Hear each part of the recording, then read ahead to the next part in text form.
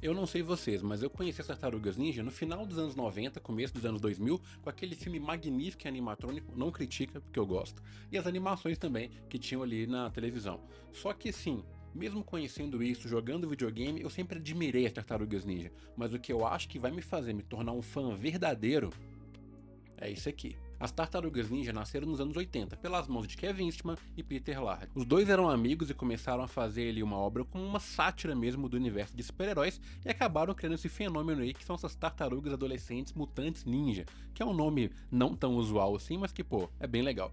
E aí em 2011, devido ao sucesso deles, a editora IDW acabou comprando os direitos da franquia e decidiu começar tudo do zero. E o mais curioso disso tudo é que o Kevin Eastman, que já estava sem escrever Tartaruga Ninja há bastante tempo, ele volta como co-roteirista aqui, e junto com o Tom Waltz, que tá no roteiro, e o Dan Duncan, que tá na arte, eles fazem essa nova coleção da IDW, que é essa que chegou aqui agora no Brasil, pelas mãos da Pipoca Nankin.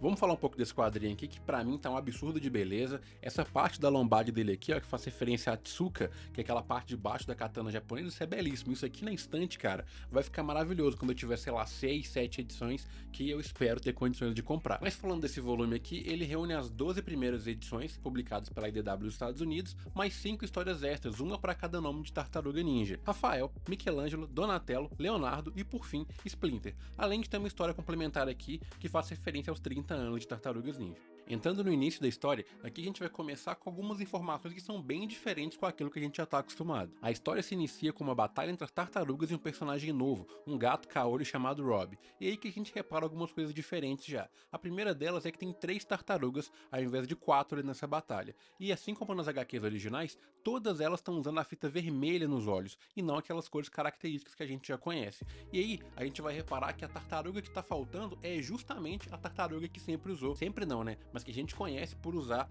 a faixa nos olhos vermelha, que é o Rafael. Então nessa primeira parte do encadernado a gente vai ter ali uma história contando como as tartarugas se tornaram as tartarugas ninja, qual que é a relação do Splinter com elas, e também a gente vai ter uma apresentação rápida ali da April O'Neil também, que só vai voltar a ser mais importante mais pro final do encadernado, e ela tá bem diferente do que a gente tá acostumado a ser. Aqui a April, ela é uma assistente de cientistas ali, né? Ela parece estar fazendo estágio na faculdade, e não é uma jornalista como a gente tá acostumado aí das animações, filmes, etc.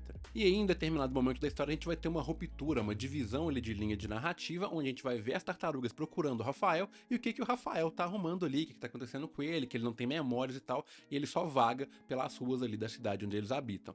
Então, em um determinado momento, o Rafael acaba encontrando o Casey Jones tá tomando uma surra do pai, que ele é alcoólatra, e aqui a gente vê uma diferença na personalidade do Casey Jones, que ele não vai ser mais um alívio cômico como normalmente ele é, e sim um adolescente quebrado, que vai pra rua bater em vagabundo, não porque ele é só um arruaceiro, mas porque ele quer exorcizar algumas coisas que estão dentro dele pela relação dele com o pai e também com a mãe, que vai sendo desenvolvida lentamente aqui. É muito legal ver essa construção de relação do Casey Jones com o Rafael, porque a gente sabe de longa data que lá em outras HQs eles já são grandes amigos, né? E aqui a gente vê uma naturalidade de como vai nascendo essa relação que eu acho muito bonita. À medida que esse encadernado vai passando, né, ocorre um momento ali que o Rafael e o Casey estão fazendo umas batalhas, lutando com uma galera, e as outras tartarugas acabam encontrando ele, e a gente tem aquele momento lindo de reencontro de família ali para poder seguir para a segunda parte do encadernado. Para eu poder continuar essa segunda parte aqui, eu tenho que fazer um aviso que é o seguinte: para mim, um spoiler mais pesado dessa história vai se seguir agora. Então, se você quer ler a história, não quer nenhum tipo de spoiler, porque isso aqui muda o cerne das tartarugas, eu recomendo que você pule. Eu vou deixar aqui embaixo a marcação do tempo, né, para você poder ir para a parte 3, que aí você vai ficar spoiler free e vai conseguir ter o review do quadrinho também sem nenhum tipo de impacto. Agora, se você quiser saber o que acontece, aí é por sua conta e risco, você pode continuar a me ouvir falar por aqui. Então vamos lá. A segunda parte do encadernado vai mostrar a coisa que eu achei genial nesse quadrinho, mas eu vejo que tem muita gente que não gosta. Por quê? No original, as tartarugas ninja são fruto puramente de mutação genética, né? Acontece ali que o Splinter tinha um contato com algumas relações ninjas, né? E por isso que ele vai treinar as tartarugas para ser ninja, só que aqui não. Aqui eles vão misturar ciência com espiritualidade. O que vai acontecer nesse encadernado aqui é que o mestre Splinter, na verdade, era um homem que há muito tempo atrás fazia parte do alto escalão do clã do pé. E aí, quando ele viu o clã do pé começar a trilhar um caminho desonroso, ele decidiu sair fora e não fazer parte mais do clã do pé. E aí, o o Saki, que é o destruidor, né, aquele cara que é o grande vilão, que tem um drip absurdo, o grande vilão de Tartarugas Ninja, ele vai lá, mata a esposa do Mestre Splinter, mata os filhos dele e depois mata o Mestre Splinter. E aí, com o passar das páginas, a gente entende que ele vai reencarnar. A gente não percebe como, não é explicado como essa reencarnação aconteceu, qual foi o motivo místico para isso, só que a gente sabe que o Splinter ali, quando ele começa a tomar uma injeção, né, que vai criar essa mutação nele, ele começa a ter essas memórias também de quando ele era um homem e ele fazia parte do clã do pé. E por isso que ele vai contando algumas coisas para as tartarugas. E é legal que em determinado momento ele fala: vou presentear vocês com uma fita nova, já que a gente já achou o Rafael, porque a cor favorita do Rafael é vermelho. E a tartaruga fica: pô, como é que você sabe que a cor favorita do Rafael era vermelho? E aí ele conta que ele foi o pai deles e tal, que houve a reencarnação. O Donatello, como é ateu de tudo, não acredita, né? E os outros ficam naquela ali, tipo, da hora a gente ter a reencarnação aí de outras pessoas que já existiram. Eu particularmente acho essa sacada muito foda, porque eu sempre achei que a relação dos ninjas da tartaruga ali não era muito bem explorada, era mais pra ser legal mesmo e uma referência ali ao Demolidor do Frank Miller, né? E agora aqui não. Com essa questão de reencarnação, mostra por que o Mestre Splinter já era um mestre de ninjitsu antes mesmo de se tornar um rato, né? O que eu acho muito da hora. Fim dos spoilers aqui, a gente vai pra parte final desse encadernado aqui, que é uma parte onde ocorre o sequestro do Mestre Splinter. O que acontece é que o sangue do Splinter, como ele é o primeiro, né, a mutação pura, ele tem uma propriedade especial que pode tornar outras pessoas em mutantes também. Então estão procurando ele, tanto a sua organização quanto o clã do pé, para poder achar ele ali, tirar o sangue dele e criar outros mutantes também. E aí eu não vou entrar em muito spoiler mais, porque eu já dei muito spoiler aqui. Mas aí a gente vai ter um dos momentos mais icônicos do quadrinho, que é quando as Tartarugas Ninja encontram o encontram o Destruidor pela primeira vez.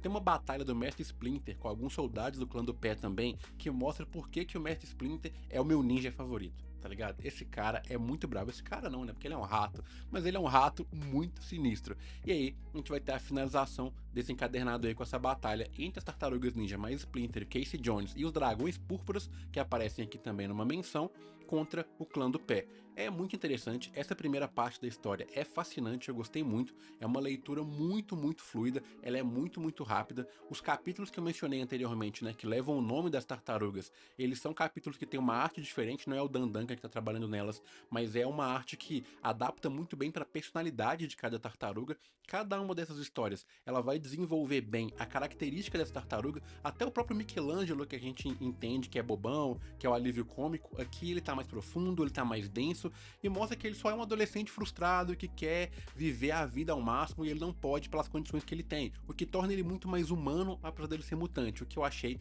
maravilhoso. A Pipoca Nankin acertou demais em trazer isso aqui. Eu já até mencionei em relação à estética desse quadrinho aqui no outro vídeo que eu fiz aqui no canal do unboxing.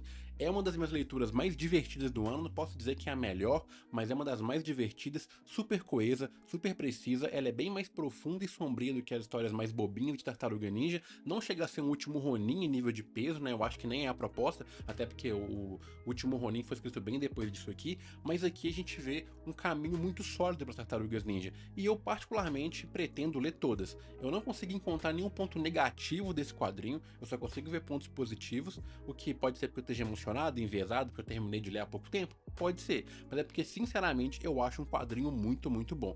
Então fica a minha recomendação, vou deixar o link aqui na descrição para caso alguém queira comprar, queira adquirir. Eu espero que a forma que eu fiz esse review aqui não tenha estragado a experiência de leitura, que eu não tenha dado informações demais, e se eu tiver dado informação de menos, é a intenção, porque eu quero te provocar a querer procurar e ler e tirar suas próprias conclusões, porque eu acho que a leitura tá aí para isso, né? Para tornar a nossa vida mais legal, mais bela, e esse quadrinho faz muito bem esse papel. Então fica aí a minha recomendação, um abraço para vocês, link na descrição, se inscreve no canal, deixa um like, é importante pra caramba, e por gentileza, comenta aqui para mim, qual que é a sua tartaruga favorita? Valeu!